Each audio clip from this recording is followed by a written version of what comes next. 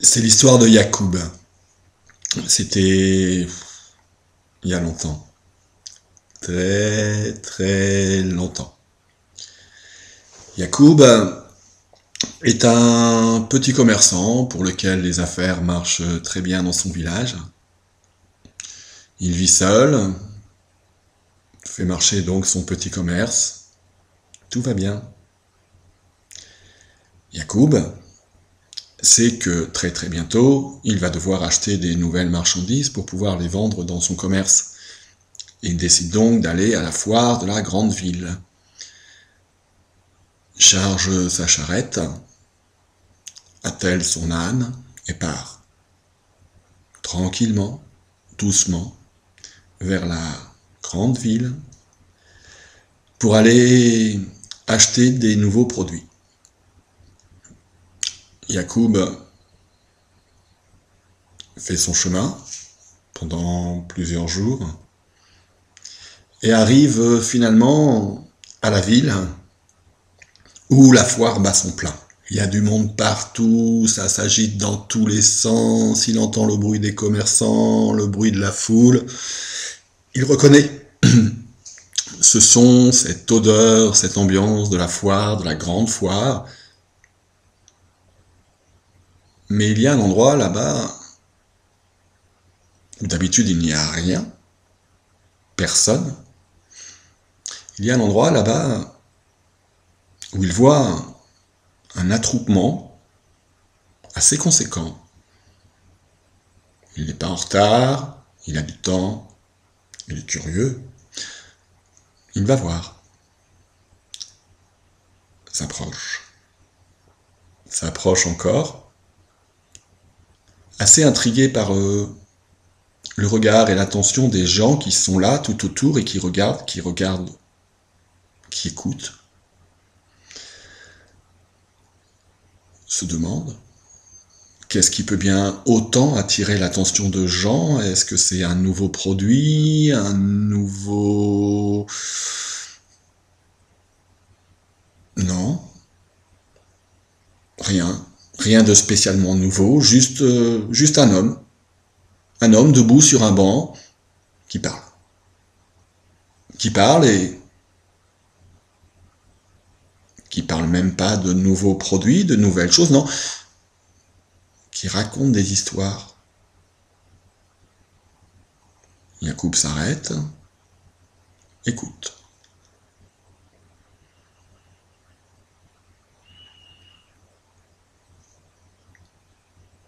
Elles sont belles ces histoires. Elles sont belles ces histoires au point que Yacoub décide de s'attarder encore et d'écouter encore et encore les histoires que raconte ce monsieur. Il se prend au jeu, s'intéresse aux histoires, pleure avec les personnages quand il pleure, rit quand il rit, est heureux, malheureux, rentre à fond dans les histoires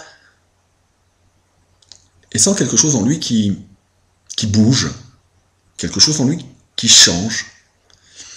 Oui, ces histoires sont en train de le changer.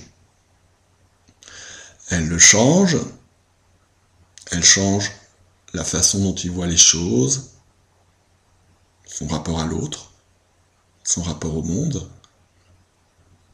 à un tel point que Yacoub ne se sent pas l'envie d'aller regarder les nouveaux produits, les nouvelles marchandises. Il va directement se coucher, mais ne dort pas, ne trouve pas le sommeil. Il se sent à la fois plein d'énergie, calme, et en même temps, et en même temps, et en même temps très, très interrogatif sur les faits qu'ont eu ces histoires sur lui, qui lui font voir les choses différemment, qui lui font se voir lui-même différemment, qui lui donnent envie de faire autre chose de sa vie, de remettre en cause un peu tout ce en quoi il croyait, et se dit, c'est trop fort, je peux pas aller acheter des choses maintenant, retourner à la foire demain, faut que je rentre chez moi et que je réfléchisse à tout ça. hop, demi-tour le lendemain matin, Yacoub rentre chez lui. Les gens du village sont quand même un peu surpris, normalement il reste au moins quelques jours à la fois, lui pose quelques questions, mais Yacoub ne répond pas, il ne les entend pas. Yacoub chez lui se dit, c'est quand même dingue que le simple fait d'entendre des histoires, de très belles histoires, le simple fait d'entendre des histoires me change à ce point-là, me fasse envisager la vie, le monde, tout à fait autrement que moi, vieux Yacoub, qui a tellement acquis d'expérience, de certitude, de savoir, j'ai quelque part l'impression de tout devoir recommencer à zéro. Il se dit aussi que si une histoire peut le changer lui à ce point-là, elle peut changer tout le monde. Si elle peut changer tout le monde, elle peut changer le monde. Alors Yacoub se dit, mon commerce c'est bien, mais au fond, c'est pas ce que je veux faire.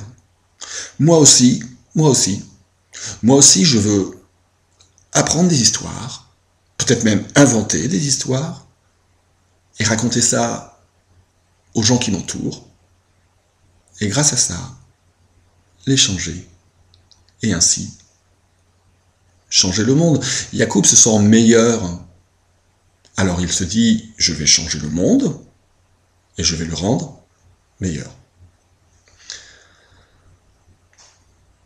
Yacoub s'enferme dans sa maison. Les commentaires vont bon train dans le village, mais qu'est-ce qu'il fait? Il est devenu fou, son commerce n'ouvre pas. Et puis, le temps passant, les gens passent à autre chose, la vie continue, et on oublie un peu Yacoub. Jusqu'au jour. Jusqu'au jour où on voit Yacoub sortir de sa maison et se mettre directement sur la place du village, sur un banc, et commencer, comme ça, tout haut, très fort, à raconter des histoires. Les gens viennent, s'approchent, tentent de lui parler un peu, l'écoutent aussi, puis s'en vont. Sans autre forme d'interrogation, s'écartent. Yacoub est un peu vexé. Je suis là, j'apprends des histoires, j'ai envie de les partager, de les donner au monde pour que le monde devienne meilleur, et tout le monde s'en fout. Yacoub se dit, après tout, c'est peut-être parce que je le fais mal, il faut que je retravaille, il faut que je trouve des nouvelles histoires. Je recommence. Il passe quand même faire quelques courses un peu dans le village, histoire d'avoir de quoi manger, de quoi vivre. Et là, apprend que les nouvelles ne sont pas bonnes. Les nouvelles ne sont pas bonnes puisque notre village, avec qui, depuis longtemps, un petit malentendu traîne sur une histoire de rivière, qui a le droit d'y prendre de l'eau, qui en amont, qui en avale, un puits dont on ne sait pas bien. Cette histoire avec le village est en train de tourner vraiment, vraiment mal, au point qu'on parle même de se faire la guerre. Alors là, Yacoub est convaincu. Yacoub est convaincu de la nécessité de raconter des histoires, de belles histoires, pour que les gens arrêtent d'avoir cette logique qui consiste à se faire la guerre, plutôt qu'à se faire du bien. Alors Yacoub travaille. Il s'enferme, il travaille, il se récite les histoires à lui-même, en invente des nouvelles, refait un peu les fins pour qu'elles soient plus belles, remanie, place mieux sa voix. Et une fois prêt, là, il y va, il retourne, monte sur le banc et se met à déclamer les histoires les plus belles du monde avec une conviction telle que n'importe qui serait forcément fasciné, mais sans succès. Sans succès, tout le village est pris par ses envies de guerre, pense à s'armer, pense à tuer. Et Yacoub a beau, tous les jours, du matin jusqu'au soir, et le lendemain matin jusqu'au lendemain soir, et encore, venir tous les jours sur son banc raconter les plus belles histoires qui soient. Aucun succès. Les gens du village sont portés par la haine, par l'envie de la guerre. Et la guerre arrive. La guerre arrive et elle est sanglante. Terrible. Des alliances se font, le village dans lequel vit Yacoub fait association avec un autre village, puis un autre, le village en face fait la même chose et la guerre devient tellement étendue qu'à des kilomètres et des kilomètres à la ronde, on ne parle plus que de guerre, on ne fait plus que la guerre, on se tue, on s'entretue, on se déchire, on s'en veut, on se hait, on se déchaîne. Il n'y a plus que Yacoub, sur son banc, tout seul, à raconter ses histoires, pendant que les autres s'entretuent tant et si bien, qu'à la fin il ne reste plus que, à part Yacoub, une personne de chacun des camps, qui en sont là à se battre, et qui finissent, l'un l'autre, par se tuer. Plus personne. Plus personne dans le village, plus personne à des kilomètres et des kilomètres à la ronde, juste Yacoub, qui tous les jours, tous les matins, à la même heure, se lève, monte sur le banc, raconte ses histoires, encore ses histoires, toujours des nouvelles histoires, jusqu'au soir, jusqu'à ce que le dernier rayon de soleil ait fini par se cacher, puis Yacoub va se coucher, et le lendemain, il recommence. Ça dure longtemps. Très, très, très longtemps. Yacoub est maintenant un vieil homme. Un vieux conteur d'histoires. Mais toujours. Toujours debout, tous les matins, sur son banc, il se lève, raconte ses histoires, puis s'en va, comme ça. Un jour, des enfants qui ne savaient pas que là-bas, au loin, il y avait eu la guerre, qu'il n'y avait plus personne. Un jour, des enfants qui ne savaient que jouer au ballon et qu'aller chercher le ballon est une chose logique et normale quand le ballon s'en va. Un jour, des enfants, à force de jouer au ballon, d'aller le pousser toujours un peu plus loin et encore plus loin, un jour, des enfants arrivent à pousser leur ballon tellement loin qu'ils arrivent dans cette zone où il n'y a plus rien, où la guerre a tout tué, sauf Yacoub, et voient au loin un homme debout sur un banc, un vieil homme.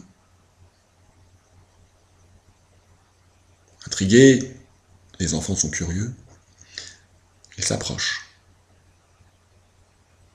Surpris, ils se taisent.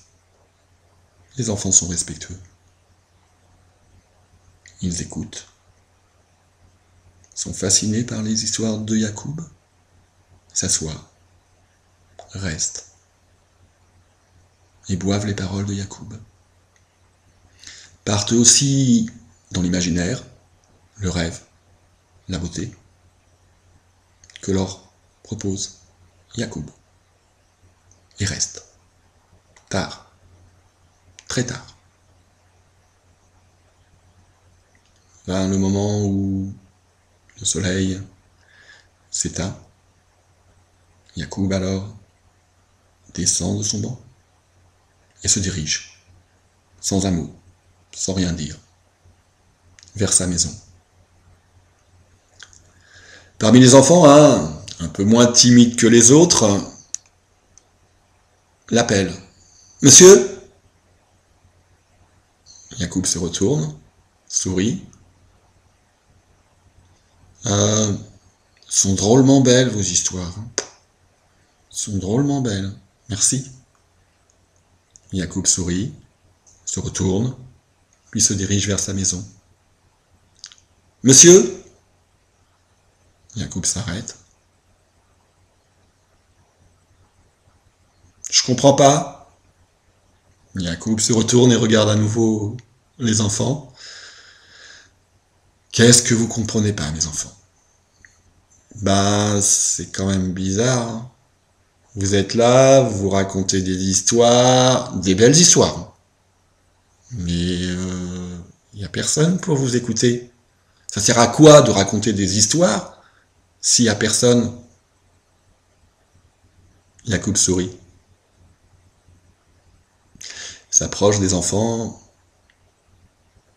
marque un long temps de silence et leur répond: